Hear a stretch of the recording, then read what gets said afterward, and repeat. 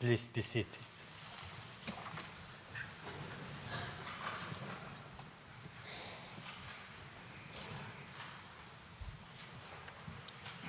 The sitting is resumed.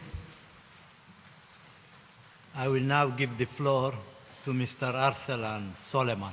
You have the floor.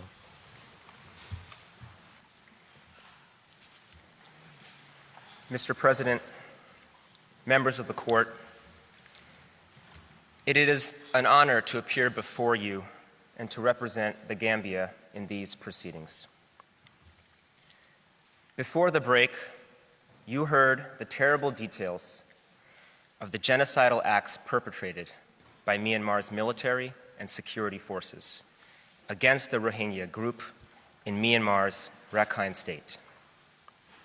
Now, and in the remainder of the Gambia's presentation today, you will hear how these circumstances not only require, but compel the indication of provisional measures under Article 41(1) of the court's statute. The standards that guide the court in ruling on the Gambia's requested provisional measures are well established. First, the court must be satisfied that it has prima facie jurisdiction over the dispute. I will address the elements of that requirement. Second, the rights asserted by the Gambia must be at least plausible, and there must be a link between those rights and the measures requested. Professor Pierre Dargent will speak to this. Third, there must be a showing of urgency and a risk of irreparable harm, which my colleague Paul Reichler will amply demonstrate. Finally, Professor Philippe Sands will identify the specific provisional measures that are requested and explain why they are required. Now, with the court's permission, I will turn to prima facie jurisdiction. The Gambia has invoked the court's jurisdiction pursuant to Article 36(1) of the Statute of the Court and Article 9 of the Genocide Convention, which provides disputes between the contracting parties relating to the interpretation, application, or fulfillment of the present convention, including those relating to the responsibility of a state for genocide or for any of the other acts enumerated in Article 3, shall be submitted to the International Court of Justice at the request of any of the parties to the dispute. Both the Gambia and Myanmar are parties to the convention. Myanmar deposited its instrument of ratification on 14 March 1956, and the Gambia deposited its instrument of accession on 29 December 1978. Pursuant to its terms, the convention became applicable between the parties 90 days thereafter. Neither Myanmar nor the Gambia entered any reservation to Article 9 of the Convention. Both parties to this dispute have, therefore, consented to the court's jurisdiction over disputes between the contracting parties on the interpretation, application, or fulfillment of the Genocide Convention.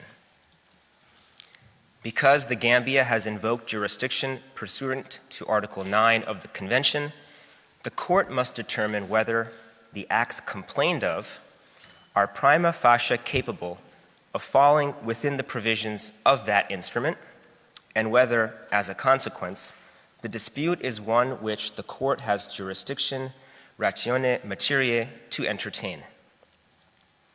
As set forth in its application, the Gambia has alleged that Myanmar is responsible for committing genocide, for attempting to commit genocide, for conspiring to commit genocide, for inciting genocide, for complicity in genocide, and for failing to prevent and punish genocide. Clearly, the acts complained of fall directly within the provisions of the Convention. The allegations are specific and reflect, and in many cases repeat, the conclusions reached by the United Nations fact-finding mission and other authoritative UN bodies, that acts of genocide have occurred and are likely to continue to occur. There can be little doubt that the court has jurisdiction ratione materia. Further, there is an unambiguous dispute between the parties. As the court has frequently held, a dispute between states exists where they hold clearly opposite views concerning the question of the performance or non-performance of certain international obligations, and where the claim of one party is positively opposed by the other. The existence of a dispute is a matter for objective determination. If the parties have made explicit reference to the specific treaty in dispute, as the Gambia has in fact done in this case, such an express specification would remove any doubt about one state's understanding of the subject matter in issue and put the other on notice. Mr. President, Myanmar was put on notice of this dispute under the Genocide Convention on several occasions, and it acknowledged receipt of that notice prior to the Gambia's filing of this case. From 5 to 6 May 2018, the member states of the Organization of Islamic Cooperation, OIC, including the Gambia, met at a ministerial level in Dhaka, Bangladesh, where, among other actions, they promulgated the Dhaka Declaration.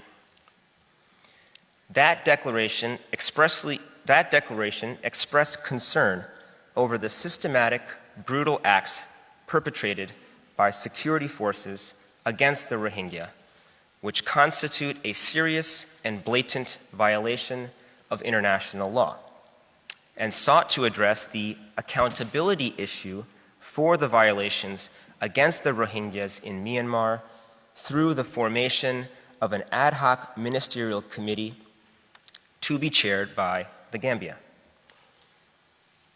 In response, Myanmar's Ministry of Foreign Affairs issued a press statement 3 days later to categorically reject the declaration's description of events in Rakhine State as state-backed violence. Myanmar was thus on notice as early as May of 2018 of the newly formed OIC Ad Hoc Committee on Accountability for Crimes Against the Rohingya, chaired by the Gambia, and its allegations of state-sponsored violence against the Rohingya. In September of 2018, the United Nations fact-finding mission on Myanmar released its first series of reports in which it found evidence of genocidal acts and genocidal intent attributable to Myanmar in the context of its crimes against the Rohingya. Myanmar dismissed those findings as biased. The Gambia, on the contrary, made clear in its remarks at the United Nations General Assembly later that month that the Gambia has undertaken to champion an accountability mechanism that would ensure that perpetrators of the terrible crimes against the Rohingya Muslims are brought to book. On 2 March 2019, the member states of the OIC held another ministerial level meeting at which they, including the Gambia, adopted a resolution on Myanmar's crimes against the Rohingya, which emphasized that accountability was necessary for preventing genocide, and endorsed the recommendation of the ad hoc committee chaired by the Gambia to hold Myanmar accountable under the Genocide Convention. In response, Myanmar again denied responsibility and criticized the resolution as an interference with its sovereignty. On 16 September 2019, the United Nations fact-finding mission submitted its second report. Myanmar rejected wholesale the fact-finding mission's report, which welcomed the efforts of states, in particular the Gambia, to encourage and pursue a case against Myanmar before the International Court of Justice under the Genocide Convention. The Gambia, in remarks before the United Nations General Assembly on 26 September 2019, at which Myanmar was present, confirmed that the Gambia is ready to lead the concerted efforts to take the Rohingya issue to the International Court of Justice on behalf of the Organization of Islamic Cooperation, and we will call on all stakeholders to support that process. As a global community with a conscience, we cannot continue to ignore the plight of the Rohingya. On 11 October 2019, in furtherance of its support of the conclusions of the UN fact-finding mission, the Gambia's permanent mission to the United Nations sent a note verbal to Myanmar's permanent mission, expressing the Gambia's concerns regarding the ongoing genocide against the Rohingya people in violation of Myanmar's obligations under the Genocide Convention. Noting Myanmar's rejection of the fact-finding mission's report, the Gambia emphatically rejected Myanmar's denial of its responsibility for the ongoing genocide against Myanmar's Rohingya population and its refusal to fulfill its obligations under the Genocide Convention and customary international law. The Gambia concluded its note verbal by declaring, with somber reflection on the goals of the Genocide Convention and its obligations on all states, the Gambia understands Myanmar to be in ongoing breach of those obligations under the Convention and under customary international law.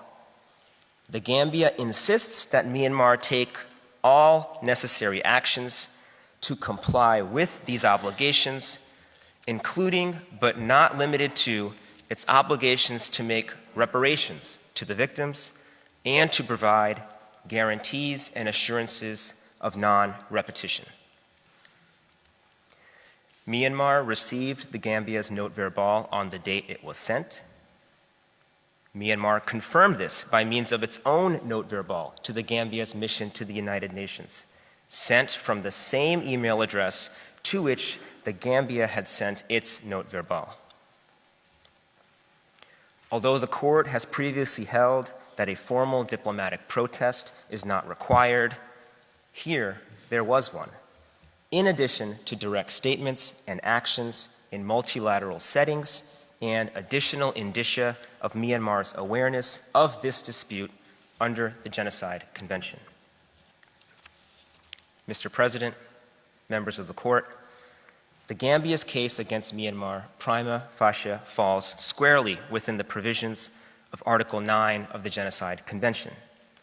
A dispute over Myanmar's failure to fulfill its obligations under the convention plainly exists, and Myanmar was well aware of this dispute prior to the filing of the application. Mr. President, members of the court, there can be no doubt that the court has prima facie jurisdiction over the Gambia's claims. I thank you and the court for your kind attention and ask that you call Professor Pierre Dargent to the podium. I thank Mr. Soleiman for his statement. J'invite maintenant le professeur Pierre Dargent à prendre la parole. Vous avez la parole. Je vous remercie, Monsieur le Président. Monsieur le Président, Madame la Vice-présidente, Mesdames et Messieurs les juges, c'est un grand honneur pour moi de prendre la parole devant la Cour et de le faire aujourd'hui à l'appui de la noble cause soutenue par la Gambie dans le différend qui l'oppose au Myanmar. Il me revient d'examiner la deuxième condition à laquelle est subordonné l'exercice du pouvoir de la Cour d'indiquer des mesures conservatoires. Cette deuxième condition est relative aux droits revendiqués qui, selon la Gambie, requièrent de manière urgente protection. La jurisprudence de la Cour sur ce point est bien établie. Et ainsi que vous l'avez encore rappelé le 14 juin dernier, il y a lieu de déterminer si, je cite, « les droits revendiqués dont la protection est sollicitée sont des droits plausibles compte tenu de la base de compétences prima facie de la Cour en l'espèce. Partant, les droits allégués doivent présenter un lien suffisant avec l'objet de l'instance pendante devant la Cour sur le fond de l'affaire. » Fin de citation. Tel est assurément le cas en l'espèce. Après avoir rappelé quelques éléments essentiels relatifs au caractère normatif de la Convention sur le génocide, tel qu'il résulte de votre jurisprudence, j'identifierai plus précisément les différents droits en litige dans la présente procédure judiciaire dont la Gambie sollicite la protection. Leur caractère plausible apparaîtra ainsi clairement. Je montrerai aussi que rien dans l'article 41 du statut ne s'oppose à l'exercice de votre compétence en matière conservatoire lorsque les droits revendiqués sont de la nature de ceux de la Convention. Monsieur le Président, dans l'avis consultatif de 1951, la Cour se pencha sur ce qu'elle appela, je cite, « les traits particuliers que présente la Convention sur le génocide ». Et la Cour souligna, je cite, « l'intention des Nations Unies de condamner et de réprimer le génocide comme un crime de droit des gens impliquant le refus du droit à l'existence de groupes humains entiers. » Fin de citation. Ce droit, le droit à l'existence du groupe humain des Rohingyas, est un droit dont le Myanmar doit le respect, à tout le moins à tous les États partis à la Convention sur le génocide, y compris la Gambie. En saisissant la Cour, la Gambie cherche à protéger le droit à l'existence du groupe des Rohingyas, ni plus, ni moins.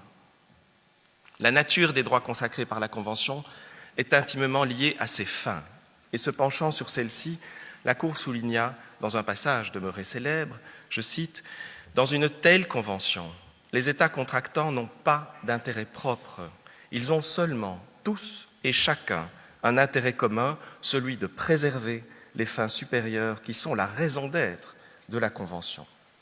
Il en résulte que l'on ne saurait, pour une convention de ce type, parler d'avantages ou de désavantages individuels des États, non plus que d'un exact équilibre contractuel à maintenir entre les droits et les charges. » Fin de citation. Depuis lors, la Cour a souligné que les traits particuliers de la Convention indiquaient clairement que les droits et obligations qu'elle consacre sont des droits et obligations erga omnes. Par ailleurs, la Cour a affirmé, je cite, que la norme interdisant le génocide constituait assurément une norme impérative du droit international jus cogens. Il n'est dès lors pas douteux, Monsieur le Président, Mesdames et Messieurs de la Cour, il n'est pas douteux que la Gambie est en droit d'invoquer la responsabilité de l'État défendeur pour les manquements de ces derniers à la Convention. En effet, au sujet de la Convention contre la torture, vous n'avez pas manqué de souligner que puisque les obligations en cause étaient erga omnes partes, tout État parti à cette Convention pouvait, je cite, invoquer la responsabilité d'un autre État parti dans le but de faire constater le manquement allégué de celui-ci à ses obligations. Comme la Cour l'a également mis en lumière, c'est, je cite encore, l'intérêt commun des États partis à ce que soient respectées les obligations pertinentes énoncées dans la Convention qui justifie que tout État soit en droit d'invoquer la responsabilité de tout autre État parti pour manquement, sachant que, je cite encore la Cour, sachant que si un intérêt particulier était requis à cet effet, aucun État ne serait dans bien des cas en mesure de présenter une telle demande. Fin de citation. En 2012, la Cour s'est prononcée en ce sens au sujet des obligations erga omnes partes de la Convention contre la torture. A fortiori, doit-il en être de même, et nous le savons depuis l'arrêt Barcelona Traction, a fortiori doit-il en être de même au sujet des obligations de la Convention sur le génocide que la Cour a caractérisées comme étant des obligations erga omnes. Tout État peut donc invoquer la responsabilité d'un autre État pour violation des obligations de la Convention sur le génocide sans avoir à justifier d'un intérêt particulier. En réalité, l'État qui invoque la responsabilité d'un autre État pour violation d'une obligation erga omnes possède bien un intérêt pour ce faire, d'autant qu'il a lui-même droit à voir la Convention respectée. Toutefois, son intérêt n'a rien de particulier. Cet intérêt, partagé par tous les États, est de voir l'intérêt commun au sujet duquel tous ont des droits, de voir cet intérêt commun pleinement protégé. Ces rappels étant faits, les droits en litige dont la protection est sollicitée apparaissent clairement. Monsieur le Président, Mesdames et Messieurs les juges, par l'action qu'elle a introduite contre le Myanmar, la Gambie met en œuvre le droit qu'elle détient en droit des traités de voir la Convention dûment exécutée. Il s'agit du droit de la Gambie elle-même en tant qu'État partie à la Convention. En effet, comme la Cour l'a souligné, la Convention consacre des obligations, mais aussi des droits erga omnes. Et ces droits sont l'exact reflet de ces obligations. Les obligations collectives de la Convention se doublent du droit pour chaque partie contractante d'en demander et d'en obtenir l'exécution. Tandis que le caractère erga omnes des obligations de la Convention fonde l'intérêt juridique de tout État d'invoquer la responsabilité de l'État coupable, le droit de tout État partie à la Convention consiste à pouvoir exiger le respect du droit primaire, c'est-à-dire le devoir de l'État responsable d'exécuter l'obligation violée. Il est donc certain que la Gambie détient des droits qui lui reviennent et dont elle entend obtenir le respect par le biais de cette procédure juridictionnelle. La demande de mesures conservatoires est à cet égard entièrement compatible avec l'article 41 du statut, puisque le droit de la Gambie d'obtenir du Myanmar qu'il exécute pleinement la Convention, ce droit est gravement menacé par le comportement de l'État défendeur. Par ailleurs, en cherchant à protéger son droit d'État partie à la Convention, la Gambie cherche par la même occasion à assurer la protection, pour reprendre la formule utilisée par la Cour en 1951, la Gambie cherche à assurer la protection du droit à l'existence d'un groupe humain entier, à savoir le groupe des Rohingyas. À cet égard, il n'est pas nécessaire de déterminer si la Convention personnifie des groupes ou confère directement des droits à des individus en tant que membres de groupes protégés dont ils pourraient se prévaloir en justice. Il suffit en effet de constater que la Convention a pour objet premier et pour but la sauvegarde de tout groupe national, ethnique, racial ou religieux comme tel. Et puisque la Convention interdit le génocide en tant que destruction physique, totale ou partielle d'un tel groupe, elle entend essentiellement protéger le droit de ses membres à la vie et à l'intégrité physique ou mentale. C'est en ce sens que la Convention sur le génocide est souvent considérée comme le premier traité moderne protecteur des droits de l'homme. En effet, chacun des actes criminels définis par l'article 2 de la Convention porte atteinte au groupe protégé à travers les membres qui le composent, plutôt qu'à travers son patrimoine, son territoire, sa culture ou sa langue. Ce sont des êtres humains, des femmes, des hommes, des enfants, qui, du fait de leur appartenance à un groupe, sont protégés par la Convention, de même que le groupe lui-même. Par son action, la Gambie entend faire respecter son droit à ce que tous les membres du groupe des Rohingyas ne subissent plus d'actes de génocide prohibés par la Convention. À ce stade, il n'est pas nécessaire d'établir définitivement l'existence de ce droit. Il suffit à la Cour de constater qu'un tel droit est plausible, c'est-à-dire fondé sur une interprétation possible de la Convention. Et tel est assurément le cas, car en imposant aux parties contractantes les obligations de prévenir et de punir le génocide, la Convention protège les groupes qu'elle vise et leurs membres. En ce sens, les bénéficiaires des droits prévus par la Convention ne sont pas seulement les États parties, mais aussi les groupes et leurs membres. Ce sont leurs droits fondamentaux qui sont violés chaque fois que la Convention est violée. Leurs droits sont protégés par la Convention chaque fois que les actes couverts par les termes de la Convention constituent en même temps des actes susceptibles de porter atteinte à ces droits humains essentiels. Thus, et je me permets de citer le rapport du juge Gaïa à l'Institut de droit international, thus, a group threatened with genocide has a right towards all the states that genocide should not be committed and be prevented and punished. Monsieur le Président, Mesdames et Messieurs les juges, l'article 41 du statut vous permet de protéger les droits que la Gambie possède au titre de la Convention, lesquels incluent celui des Rohingyas de ne pas être exposés à des actes de génocide. En effet, ainsi que votre jurisprudence l'indique clairement, les droits pouvant être protégés par des mesures conservatoires sont les droits revendiqués par l'État qui en sollicite la protection, c'est-à-dire tous les droits en litige devant le juge. Comme la Cour permanente l'avait déjà souligné, il s'agit, je cite, de sauvegarder les droits objets du différend dont la Cour est saisie en attendant le jugement sur le fond. Et c'est en ce sens qu'à propos des mesures conservatoires sollicitées par la Bosnie-Herzégovine, la Cour a rappelé que les droits protégés, je cite, pourraient en définitive constituer la base d'un arrêt sur le fond. L'article 41 permet donc à la Gambie de solliciter la protection de tous les droits en litige au titre de la Convention. Toute autre conclusion, toute autre conception reviendrait d'ailleurs à limiter de manière absurde la compétence incidente de la Cour en matière conservatoire là où elle est pourtant le plus nécessaire. Enfin, les mesures sollicitées par la Gambie tendent manifestement à protéger ces droits. Elles présentent donc un lien avec les droits dont la protection est sollicitée, ainsi que le professeur Sands le rappellera en fin d'audience. Monsieur le Président, Mesdames et Messieurs les juges, je vous remercie de votre bienveillante attention.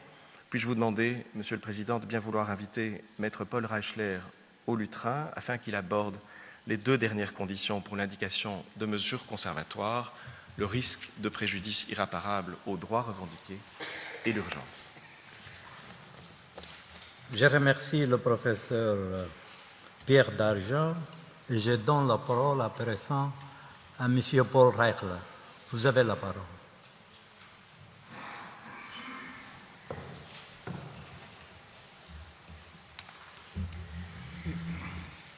Mr. President, members of the court, good afternoon.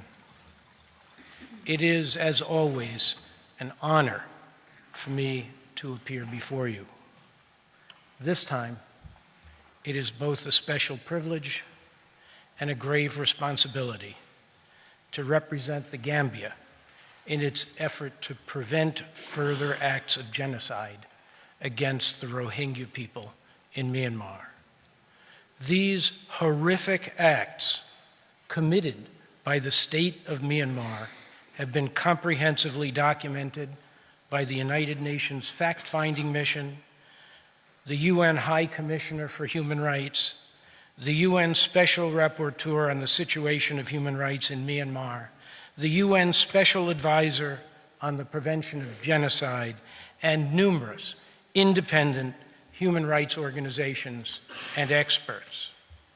Based on these highly credible reports, it is blindingly obvious that there is an urgent need for provisional measures to prevent irreparable harm to the rights at issue in this dispute.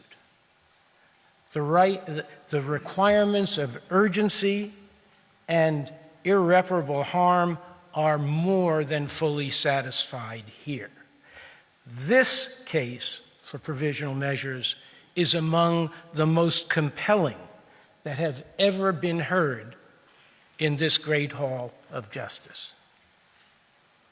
As the court has emphasized in its prior rulings on provisional measures, quote, the condition of urgency is met when the acts susceptible of causing irreparable prejudice can occur at any moment before the court makes a final decision on the case.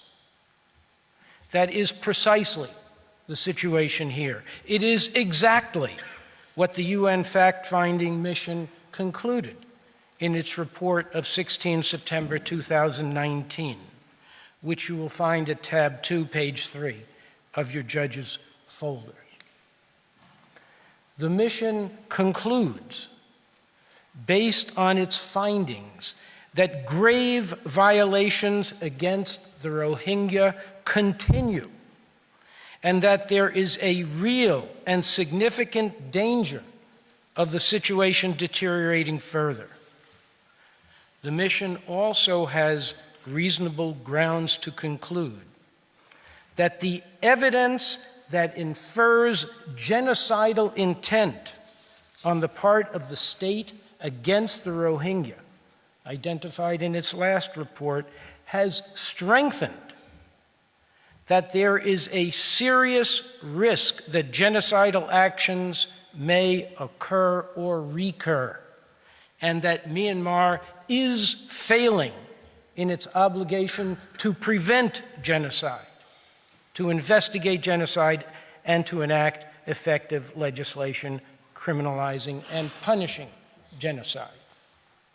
These conclusions, as you have heard, are based on thorough and meticulous investigations carried out over a 2-year period and resulting in voluminous reports totaling over 700 pages. Even more recently, on 26 November 2019, the United Nations Special Rapporteur on the human rights situation in Myanmar wrote, as you can see at tab 14, the Rohingya still living in Rakhine State continue to be denied their most basic rights and are confined to either closely guarded internment camps or remote villages. The system of oppression remains unchanged, and they are at real risk of recurring genocide. Mr. President, the evidence that is now before you is several orders of magnitude greater and even more compelling than the evidence submitted by Bosnia in 1993, which the court found sufficient to determine that, quote, there is a grave risk of acts of genocide being committed.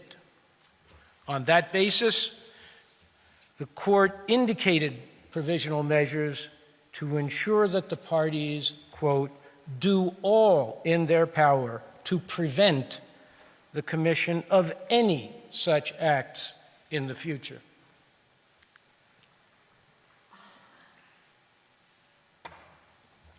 Since 1993, the court has repeatedly found the requirements of urgency and irreparable harm to be met in situations where the threats to human life or to other fundamental human rights short of life itself were considered serious. In Democratic Republic of Congo v. Uganda, the court ordered provisional measures based on its finding, quote, that persons, assets, and resources present on the territory of the Congo, particularly in the area of conflict, remain extremely vulnerable, and that there is a serious risk that the rights at issue in the case may suffer irreparable prejudice. In the certain activities case, the court ordered provisional measures prohibiting Nicaragua from sending its personnel into disputed territory, in part because, quote, the situation gives rise to a real and present risk of incidents liable to cause irremediable harm in the form of bodily injury or death. In Ukraine v. Russia, the court ordered provisional measures on the ground that, quote, Crimean Tatars and ethnic Ukrainians in Crimea appear to remain vulnerable because, quote, certain rights in question in these proceedings, in particular, political, civil, economic, social, and cultural rights, are of such a nature that prejudice to them is capable of causing irreparable harm. Here, the Rohingya are not only deprived of their political, social, and cultural rights, they are threatened with massive loss of life itself. And striking at the heart of these proceedings, with loss of their very existence as a group. In Qatar, the United Arab Emirates, the court ordered provisional measures to protect the rights of Qataris living in the UAE. The court found that, quote, individuals forced to leave their own place of residence without the possibility of return could, depending on the circumstances, be subject to serious risk of irreparable prejudice. At the time the court made this finding, according to the UN fact-finding mission, the Rohingya in Myanmar were suffering an even worse fate. They too were forced to leave their own place of residence without the possibility of return. But in Myanmar, the UN fact-finding mission found that this was because the army, the Tat Madar, deliberately burned thousands of their homes to the ground, often with family members forced to remain inside, and went on to slaughter masses of men, women, and especially children, with the intention of destroying the Rohingya as a group. Since then, the threat of genocide has not abated, but grown even worse, as the UN fact-finding mission concluded in its report of 16 September 2019. Evidence of Myanmar's genocidal intent toward the Rohingya has actually, quote, strengthened in the past year. In the case of Qataris living in the UAE, the court was of the view that, quote, a prejudice can be considered as irreparable when individuals are subject to temporary or potentially ongoing separation from their families and suffer from psychological distress, when students are prevented from taking their exams due to enforced absence, or when the persons concerned are impeded from being able to physically appear in any proceedings or to challenge any measure they find discriminatory. Mr. President, the Gambia agrees that these are very important human and civil rights, whose interim protection by the court is justified where the facts show that their enjoyment is threatened irreparably. If that is so, then how much greater is the justification for provisional measures here?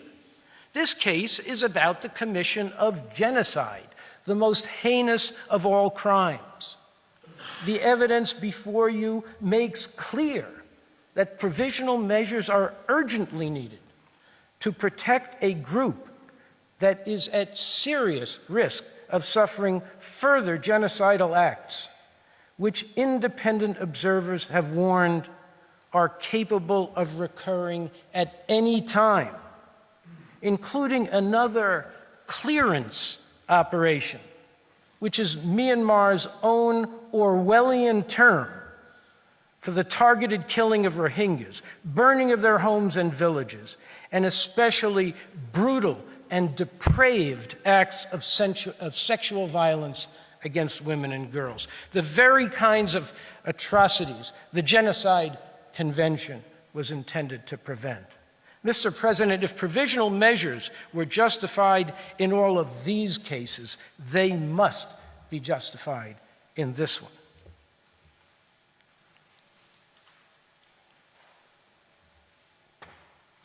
More recently, in the alleged violations of the Treaty of Amity case, the court, using language that is especially pertinent here, found that, quote, a prejudice can be considered as irreparable when the persons concerned are exposed to danger to health and life. The court ordered provisional measures, notwithstanding the assurances given by the United States that it would use its best endeavors to ensure that humanitarian or safety of flight-related concerns receive full and expedited consideration. The court explained,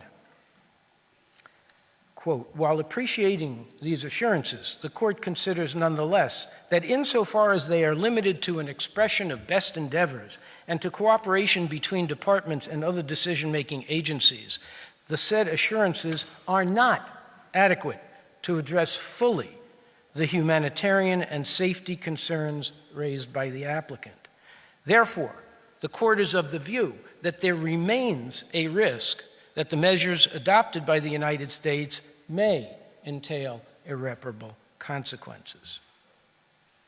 Without question, if humanitarian and safety concerns merited provisional measures to protect the people of Iran against an economic and commercial embargo, they are absolutely indispensable here, where the Rohingya face every single day the risk that they and their children will be killed or raped en masse, pursuant to what independent expert investigators have found to be Myanmar's ongoing and strengthened genocidal intent.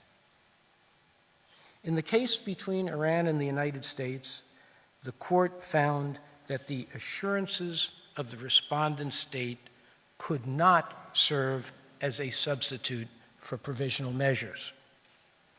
Even less can they substitute for provisional measures in this case. Myanmar, from its highest official levels, has been giving empty assurances to the United Nations repeatedly, since even before the first clearance operation in 2016, and it continues to do so. It backs them up with phony investigations, finding no wrongdoing whatsoever. A complete whitewash, in the words of a former United States ambassador, a total lack of accountability, according to the UN fact-finding mission. The UN Special Rapporteur on the human rights situation in Myanmar recently explained why Myanmar's assurances cannot be relied upon in a document you will find at tab 14. Those responsible for these violations enjoy impunity, which perpetuates the devastating cycle of abuse. This is because the emboldened military leadership retains a firm grip on politics and the economy, while the government has so far proved unwilling or unable to make any significant move against them. Under present conditions, the Special Rapporteur concluded Myanmar is simply, quote, incapable of delivering accountability. Incapable of delivering accountability. The Special Rapporteur ended with a warning that the military, backed by Aung San Suu Kyi, has responded with defiance and with the immediate threat of further atrocities present, more must urgently be done to prevent further tragedy. Mr. President, as if to prove the Special Rapporteur's point, soon after the Gambia's application was filed with the court, Billboards were posted across Myanmar like this one, which you will find at tab 20. The three smiling Tatmadaw generals behind the agent are Myanmar's Minister of Border Affairs, Minister of Defense, and Minister of Home Affairs. This shows, in fact, it can only have been intended to show that they are all in it together, and that Myanmar has absolutely no intention of holding its emboldened military leadership accountable. Mr. President, in these circumstances, for the court not to order provisional measures would be to completely ignore the imminent risk of death and destruction that the Rohingya face today and every day during the pendency of these proceedings. And it would be a complete break with the long and distinguished line of jurisprudence that the court itself has firmly established and very recently confirmed.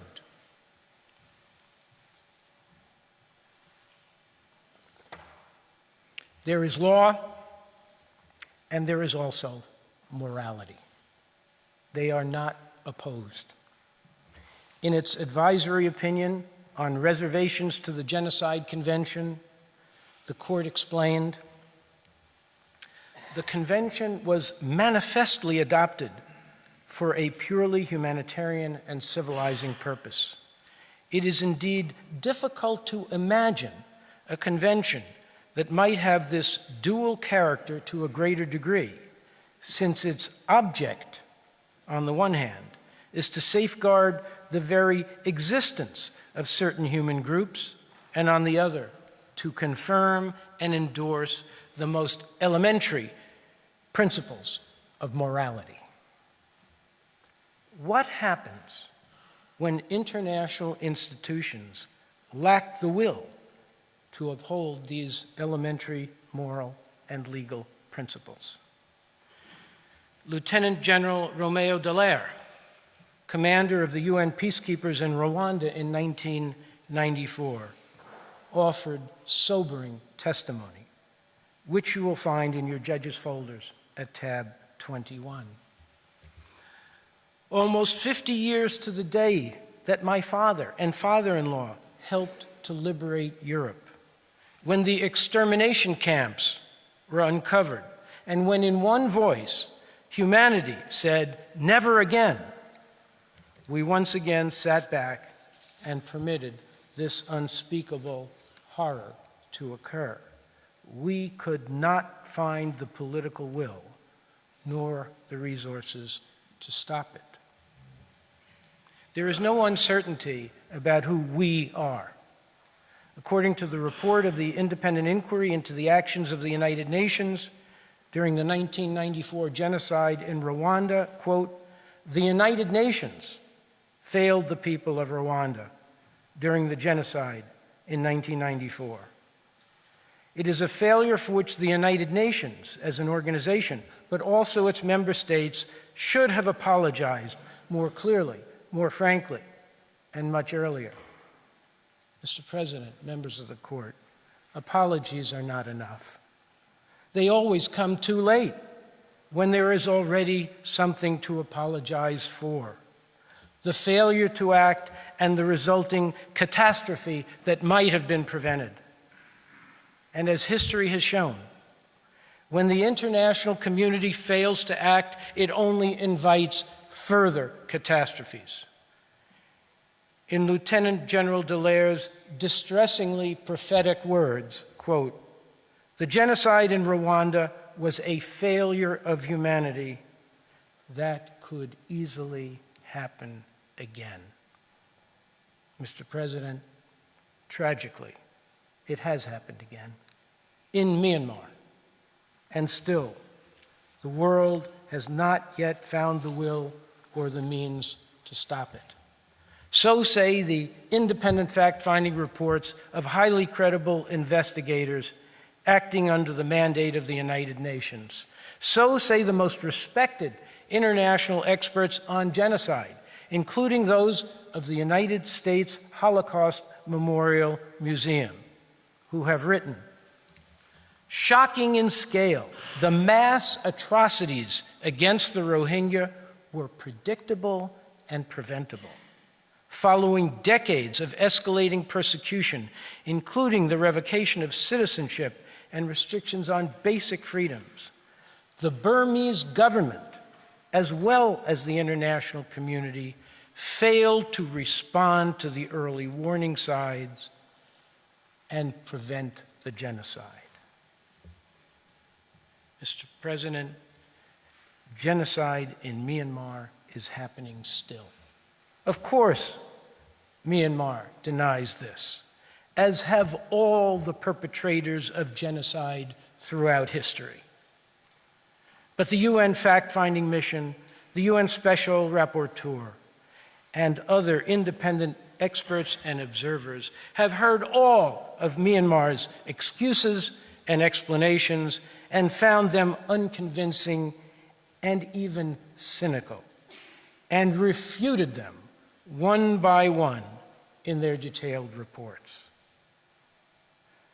The Gambia has come to the International Court of Justice in the face of an insufficient response by the international community, because, as its agent so eloquently put it, it has faith in this court to uphold the Genocide Convention and the humanitarian and civilizing purposes it reflects.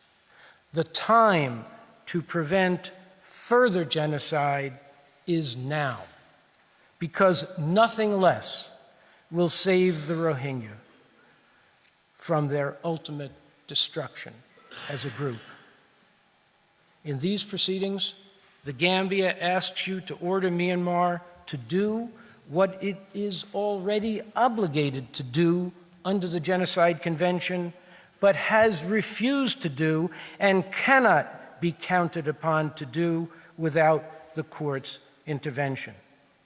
The court spelled out these obligations in its judgment in the Bosnia genocide case, where it made clear that the obligation to prevent genocide does not only come into being when perpetration of genocide commences. That, the court said, would be absurd, since the whole point of the obligation is to prevent or attempt to prevent the occurrence of the act. In fact, the state's obligation to prevent and the corresponding duty to act arise at the instant that the state learns of, or should normally have learned of, the existence of a serious risk that genocide will be committed. From that moment onwards, if the state has available to it a deterrent effect on those suspected of preparing genocide or reasonably suspected of harboring specific intent, it is under a duty to make use of these means. Mr. President, the Gambia asks you to order provisional measures that require Myanmar to fulfill this obligation by refraining from any further acts of genocide and by using every means at its disposal to prevent further acts of genocide against the Rohingya people. In 2 words, Mr. President, the Gambia asks you to say to Myanmar, never again, and to say it in the clearest of terms, and with all the legal and moral force that this highest of all international judicial authorities commands. The UN fact-finding mission, at the conclusion of its report of 16 September 2019, made a series of recommendations to the United Nations and the international community on actions that must be taken to prevent further genocidal acts against the Rohingya people. Among them is this one, at tab 2, page 22. Encourage and support states party to the Genocide Convention to bring a case to the International Court of Justice against Myanmar for breaches of its obligations under the Genocide Convention. The Gambia has heeded that call. On its own behalf, as a state party to the Genocide Convention, on behalf of the 57 member states of the Organization for Islamic Cooperation, which have fully endorsed and encouraged this case, and most especially on behalf of the Rohingya people, whose hopes for survival as a group in Myanmar now rest with you. On behalf of all, Mr. President, the Gambia calls on this honorable court, humbly and respectfully, to indicate the particular provisional measures that are urgently required in these exigent circumstances, and that my distinguished colleague, Professor Sands, will describe for you. Mr. President, members of the court, this concludes my presentation. I thank you, as always, for your kind courtesy and patient attention, and I ask that you call Professor Sands to the podium. I thank Mr. Reichler for his statement. I now invite Professor Sands to take the floor. You have the floor.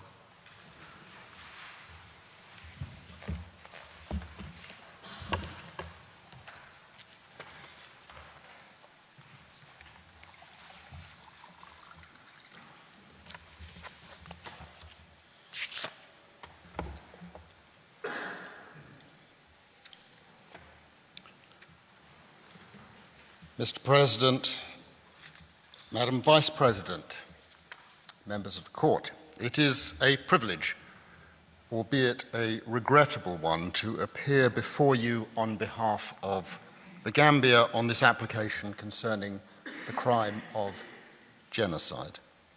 My colleagues have addressed the evidentiary and legal prerequisites for the order on provisional measures that we seek, and my submissions now turn to the specific provisional measures we request and why they are needed. This court is the ultimate guardian of the Genocide Convention, and it is on you that the eyes of the world are turned today at this preliminary stage of the proceedings. The court's well-established conditions for the grant of provisional measures are amply met, as you have heard. This application is brought to protect hundreds of thousands of people from a multitude of acts that are genocidal. Back in 1948, the drafters of the convention well knew the consequences of a failure to prevent acts of genocide. They created a system to allow steps to be taken to respond to a future genocide. That is why a convention was proposed. That is why it was negotiated and adopted.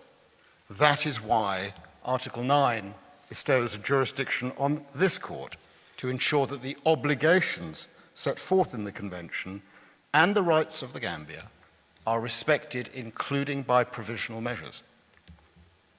Mr. President, as you well know, this is not the first time the court has been asked to protect rights under the Convention.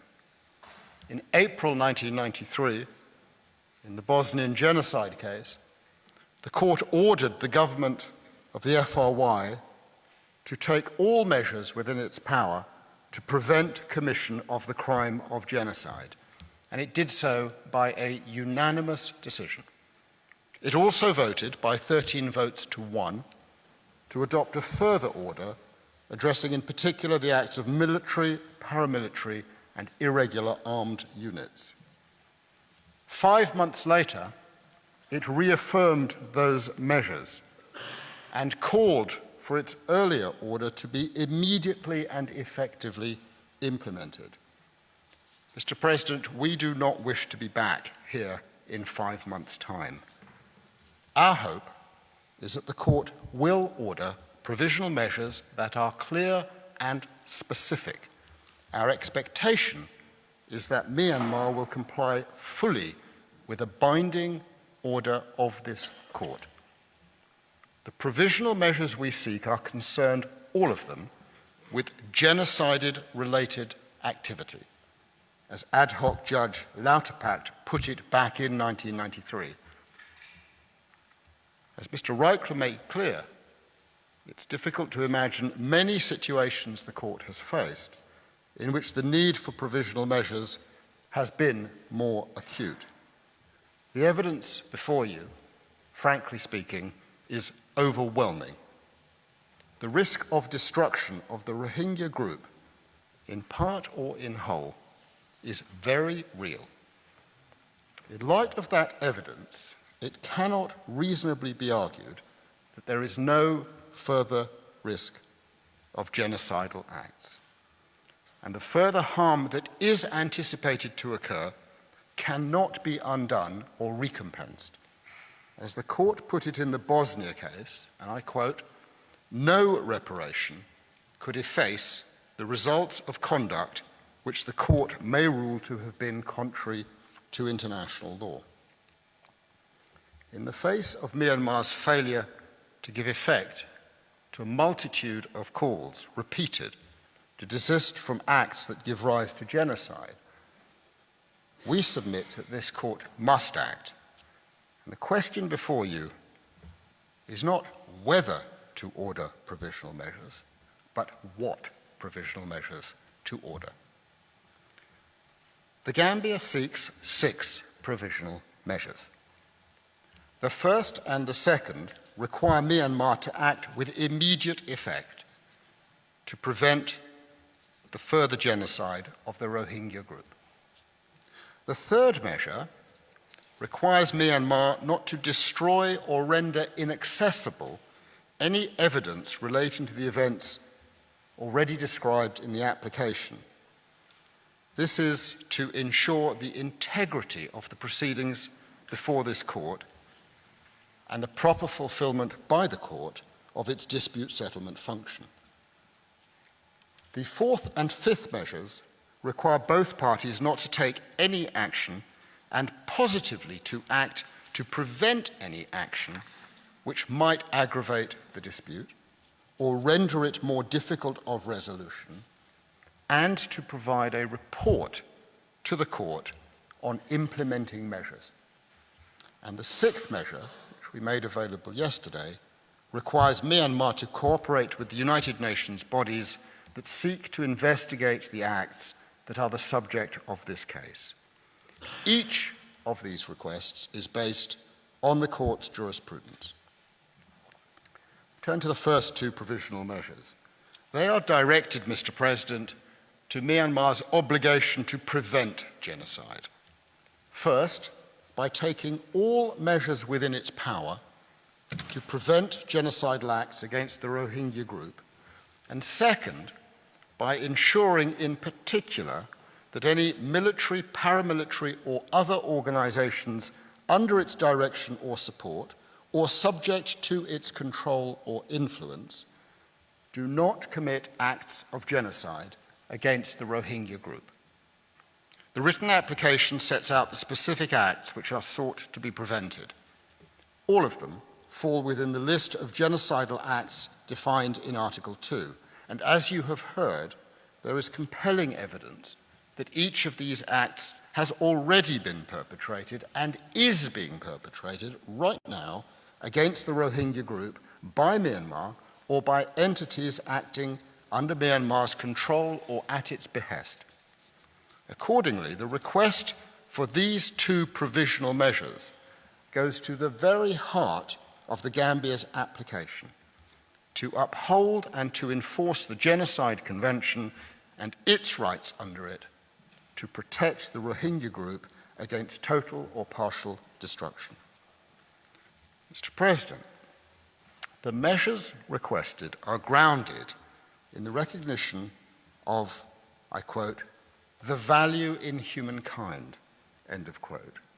The idea that every human being is expected to have, and I quote, a value and dignity of her kind or his kind, end of quote. Those words will be familiar to some in the room. According to the United Nations fact-finding mission, regrettably, that is not the situation in Myanmar today, as far as the Rohingya are concerned. Indeed, in 2016, the State Councillor and Foreign Minister of Myanmar is reported to have insisted to the United Nations that it must refrain from even using the word Rohingya. And I quote, "We won't use the term Rohingya because Rohingya are not recognized as among the 135 official ethnic groups," end of quote. The agent's ministry affirmed that statement. The Foreign Ministry of Myanmar has simply refused to recognize the Rohingya as a group, and it has overtly sought to dehumanize the group and its members. In September 2018, the UN fact-finding mission reported on a communication from the Foreign Ministry that included links to 4 videos about the August 2017 events in Rakhine State. The 4 videos were each imbued with explicitly anti-Muslim and anti-Rohingya messages. The UN fact-finding report does not mince its words. It states, and you'll find it at tab 1, as follows. The State Councillor, Daw Aung San Suu Kyi, has not used her de facto position as head of government, nor her moral authority, to stem or prevent the unfolding events or seek alternative avenues to meet the government's responsibility to protect the civilian population, or even to reveal and condemn what was happening. On the contrary, the civilian authorities have spread false and hateful narratives, denied the Tatmadaws' wrongdoing, blocked independent investigations, including of the fact-finding mission, and overseen the bulldozing of burned Rohingya villages and the destruction of crime sites and evidence, end of quote. And the fact-finding mission is not alone in expressing these concerns. Very recently, the UN Special Rapporteur on the human rights situation in Myanmar has gone even further in her expression.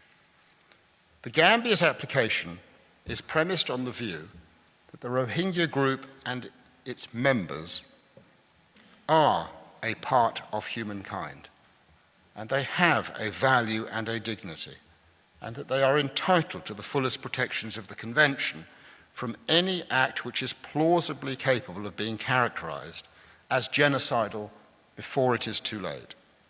Given the evidence before the court as to what has already occurred, and given the length of time these proceedings are likely to take, the need for protective measures to assure the survival of the Rohingya as a group in Myanmar and the Gambia's rights as a state party to the Convention is pressing and urgent.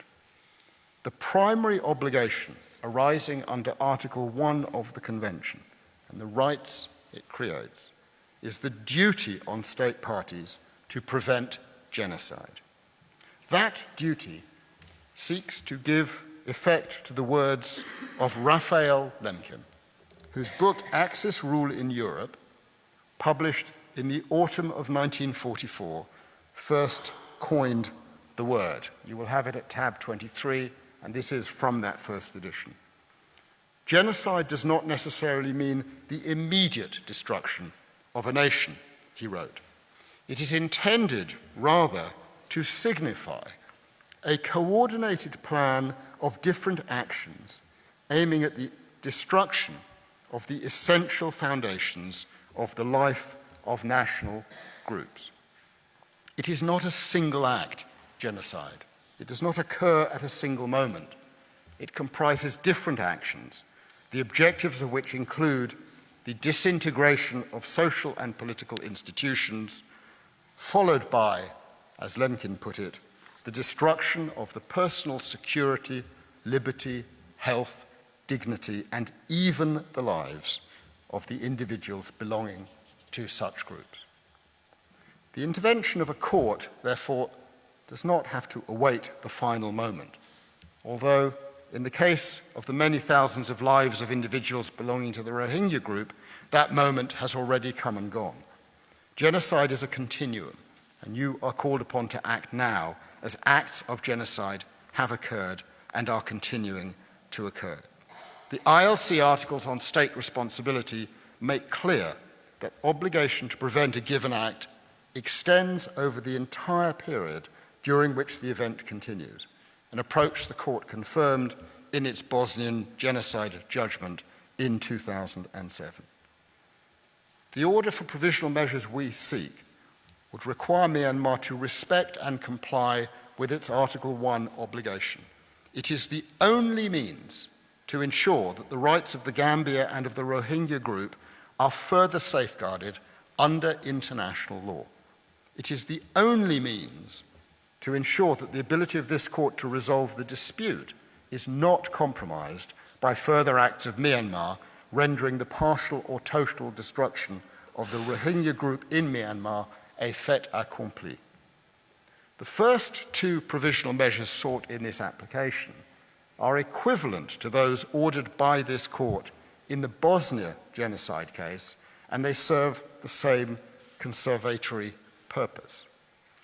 Here, as then, an order on provisional measures does not anticipate or prejudice the final judgment, and it is in conformity with the nature of interim measures because they are the only means to preserve the substance of the rights pendente lite.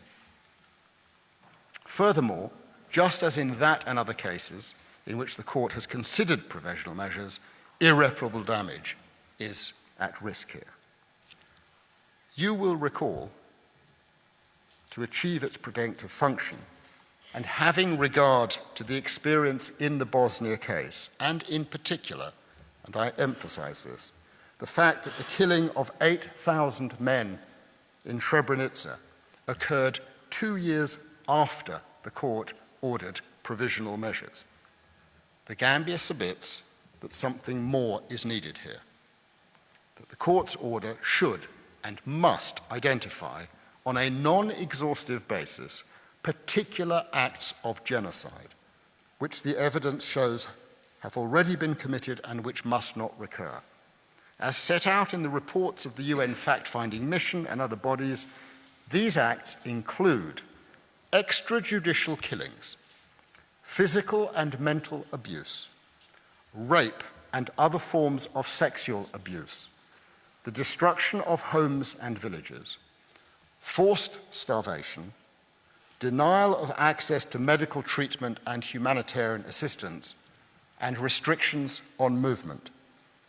In our respectful submission, your order must explicitly set out acts of a genocidal nature which are to be avoided and prohibited. Specificity of an order can only help to contribute to their non-recurrence. In the present appalling circumstances, the court's order, should we submit, indicate provisional measures of as great a specificity as possible. Only in this way can we hope that the rights of the Gambia and the safety of the Rohingya group be fully protected. Mr. President, I turn briefly to the third, fourth, fifth, and sixth provisional measures. The Gambia also seeks what might be called procedural provisional measures, with the aim overall of protecting the integrity of the proceedings before this court. The measures requested have several objectives. In particular, they will first contribute to the preservation and accessibility of evidence on the merits of the dispute. Second, prevent any aggravation or extension of the dispute between the Gambia and Myanmar. And third, assure the implementation of the foregoing provisional measures by providing for reporting on them within 4 months of their issue. To these measures, the Gambia has added a sixth provisional measure.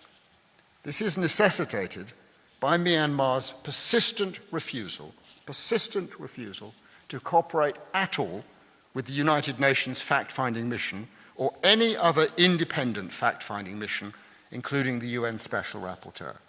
In particular, Myanmar has refused all such missions access to Rakhine State, to the scenes of the Tatmadaws clearance operations, or to the places where genocidal acts against the Rohingya are reported to have been committed.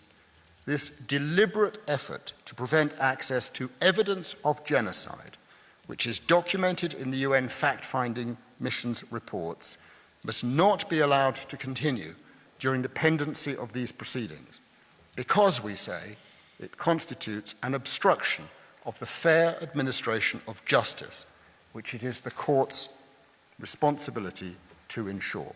And so, accordingly, as a sixth provisional measure, we request that Myanmar be ordered to grant access to and cooperate with all UN fact-finding bodies that are engaged in investigating alleged genocidal acts against the Rohingya, including the conditions to which the Rohingya are subjected. These provisional measures, the third through the sixth, are necessary to ensure that the court is properly equipped in due course to adjudge the merits of the underlying claim, including the facts, and to ensure that the dispute can be considered fairly and comprehensively by reference to all relevant material.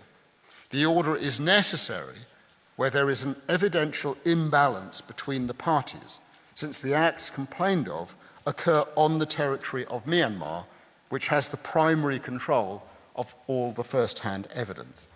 In such a case, where access to various areas has been prevented, the court, we submit, has a responsibility to ensure the fair disposal of the claim. Moreover, the indication sought will also assist in protecting against non-compliance or inadequate compliance, as so regrettably happened in the Bosnian genocide case.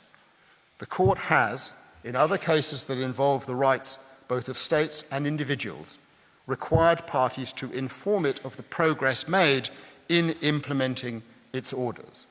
We are not looking for an excessively active, continuing role in these matters, but given the gravity of the situation, given the likely length of future proceedings, and given, in particular, what occurred in Bosnia and Srebrenica after the court's provisional measures in that case, we submit that the facts of this case call for a clear reporting requirement.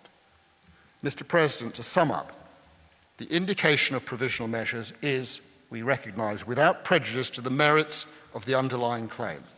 Yet the evidence at this stage indicates grave violence and genocidal acts against the Rohingya group in flagrant contravention of the Genocide Convention and in breach of Gambia's rights. The consequences of not indicating clear and particularized specific provisional measures and not taking steps to intervene in Myanmar's disregard of its international obligations would, we fear, be very grave indeed for the Rohingya group, who remain at real risk of further genocidal acts, for the future effectiveness of the Convention, for the rights of the Gambia, and for the reputation of this court, which is equipped with and must exercise its powers to afford an effective realization of the rights under the Convention. That means we respectfully submit indicating the provisional measures sought by the Gambia, as well as any others in addition the court might deem appropriate. The balance of equities points overwhelmingly in favour of far-reaching provisional measures. Mr. President, Madam Vice President, members of the Court, many in the Great Hall today, which happens to be International Human Rights Day, will have read a fine book with the title, If This Is a Man, by the Italian writer Primo Levi. It was published in 1947. You will find the relevant extract at tab 24. In the preface, Primo Levi recorded a concern which might be said to be of universal application. He wrote, and I quote, Many people, many nations can find themselves holding, more or less wittingly, that every stranger is an enemy.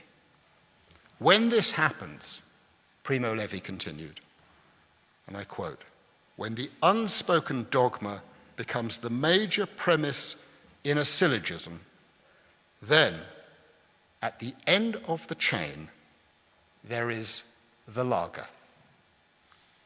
In the case of Myanmar and the Rohingya, when it comes to the merits, this court will have the authority to break that chain. In the meantime, what you have is the power of interim relief, and we place our hope in your willingness to fully discharge your judicial responsibility and powers. Mr. President, members of the court, I thank you for your kind attention. This brings the Gambia's first round to a close.